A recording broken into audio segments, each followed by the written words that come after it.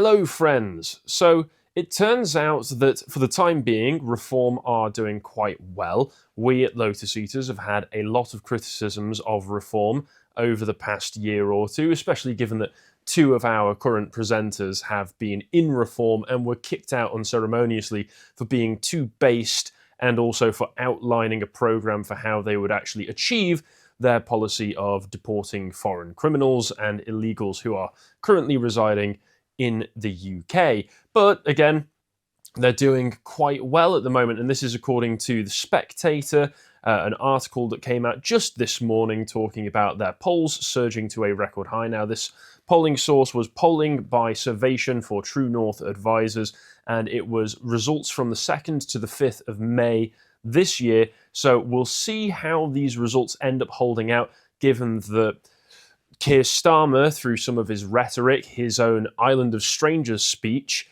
has seemingly attempted to cut the legs out from under Reform before they could get any further and get started. Certainly they've approached the rhetoric Keir Starmer has to the right of Reform, and from what I have seen, most of the criticisms that have come from Reform have been from an almost globalist, economic, dare I say, left-wing perspective, where they're trying to out left-wing Labour now that Labour have revealed themselves to be the true heir apparent to Enoch Powell. But at the time that this was taken, before the Island of Strangers speech, it looked like these people who were polled, 2,000 adults, would have given a greater vote share and seat projection to Reform over any other party, and it would be quite the majority for Reform at the time. And this is despite the major controversies that have been going on with Reform in the public eye for the past few months, the most notable of which, the one that certainly got the most media attention and the most coverage from us,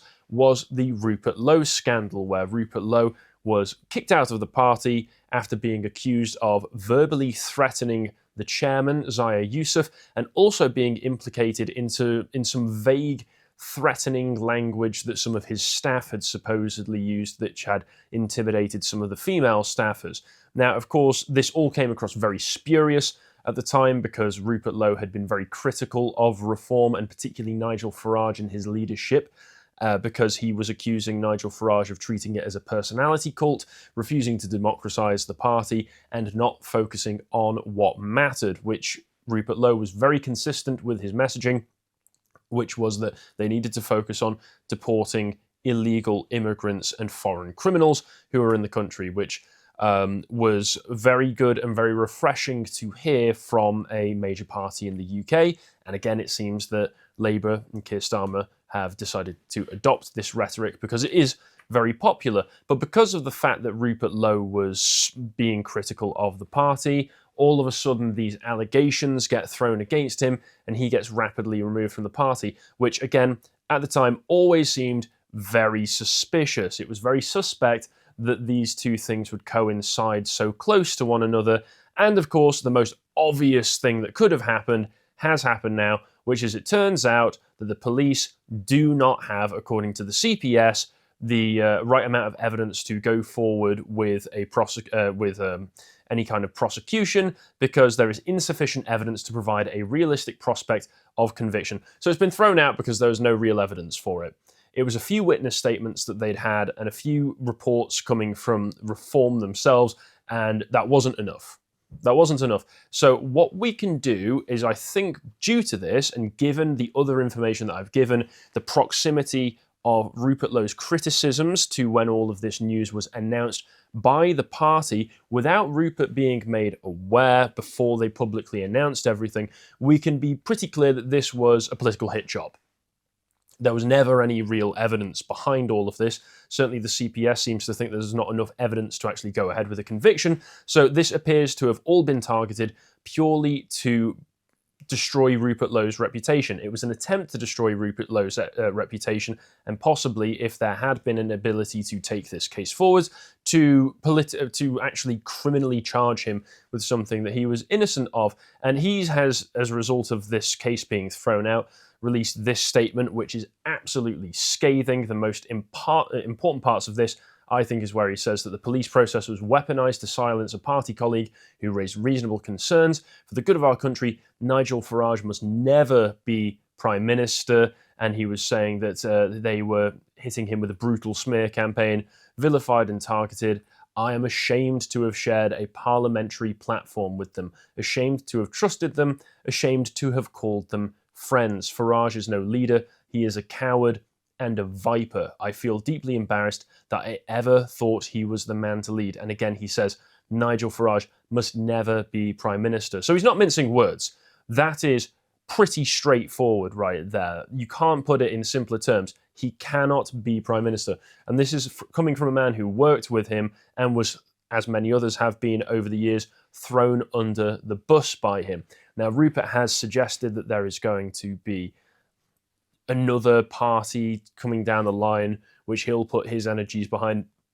Now, I'll see how successful that sort of thing is going to be, because I think that one thing that Britain does not need is another upstart right-wing party to divert energy from, even though Reform are not a party that personally I trust to be able to get the job done. I think Farage's rhetoric has been weak. I think he has been a complete follower on these subjects, and I think that he has made it far too easy for Keir Starmer to take the wind out of his sails, steal all of the energy, adopt the rhetoric that Reform should have been promoting for all this time by doing his Island of Strangers speech, and I don't see how Reform are going to actually follow through with a lot of the stuff that they've been promising, given that they have been showing great weakness. Rupert Lowe was the only one who wasn't being weak. He was consistent, and he was on the point with the message constantly.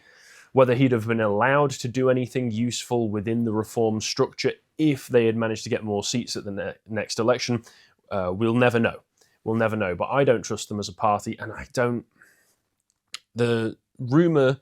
Well, the speculation is that he's probably going to team up with Ben Habib to do something. Again, another right-wing party. We'll see how it goes, but I don't know. I'm not putting too much hopes into it. But he's been doing some reports, some interviews in the wake of this announcement. He did an interview with BBC Newsnight where he repeated his claim that he thinks that Nigel Farage is running a cult. He also says that he wishes that he didn't have to be in this situation, as I'm sure anybody in this situation would. But he says that, he's not fit to be wielding the power of the British state. He also pointed out again, this framing of Farage as a cult leader has been echoed by other people as well. Reform UK is a cult, says suspended Shropshire councillor. Now, I don't know if this person is, this might be a Labour MP or something, but a lot of people, Ben Habib has also said that the whole thing seems to be a cult of personality around Nigel, and it does seem to be entirely centred around him. For better or for worse, you could make the argument that he's the person it has to be centred around because he has the name value, and he's the person who brought all of these people on board with Reform in the first place. But still, if you're getting criticisms from within your own party, I think the best thing to do is not to try to politically assassinate them. I think it might be to reasonably listen to their concerns and see if there's any validity to them. But we're well beyond that at this point.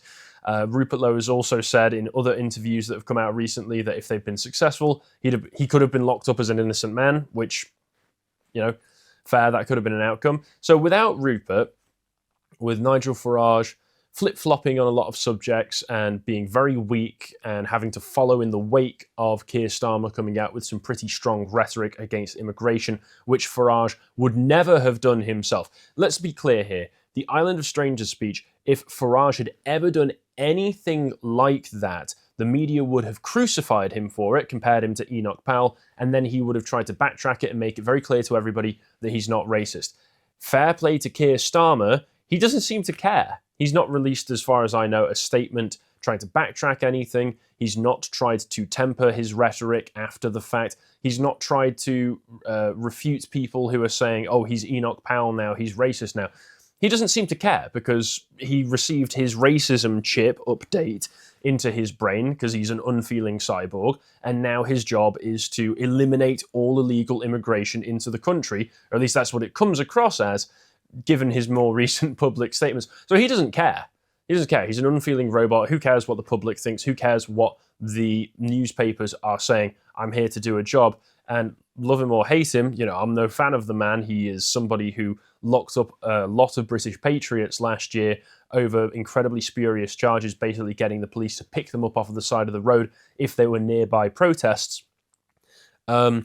You've got to, on a certain level, respect the fact that he doesn't care. He will get things done. He is a doer, whereas someone like Farage is a follower. And what else do you have? So Rupert Lowe was, when he was still MP for Reform, obviously he's still doing a lot of posts like this anyway, he was posting constantly about these freedom of information requests, a lot of the searching into government departments that he'd been doing to find out what it is the Home Office is doing about this subject, this subject, this subject, hammering home the need for deporting illegal immigrants. What do we have now? Okay? What are Reform left with? Is Farage doing the same? Are any of them doing anything useful? Or is Lee Anderson posting about what sandwich he's having? Is he got brown or red sauce? Oh, veggies and vegans, you wokesters, you best look away because look at that. There's some bacon on this sandwich. How will the left ever recover from this bacon sarnie? It's a joke. It's an absolute joke. I mean, if this is the best that they've got, fair play that they seem to be leading in some polls that are taken by some pollsters, but then I just don't see them as the guys. They're not the guys. They're not going to fix the country. Maybe they can help to push along a conversation. Maybe you could credit them with having put Starmer in the position where he had to make the Island of Strangers speech, but ultimately, this is weak. This is weak. And the fact that you are, again, Farage, showing yourself to be a slimy coward who's willing to throw anybody under the bus for your own ego is not a great sign. So, you can hold out hope if you want to. I just don't. Not anymore.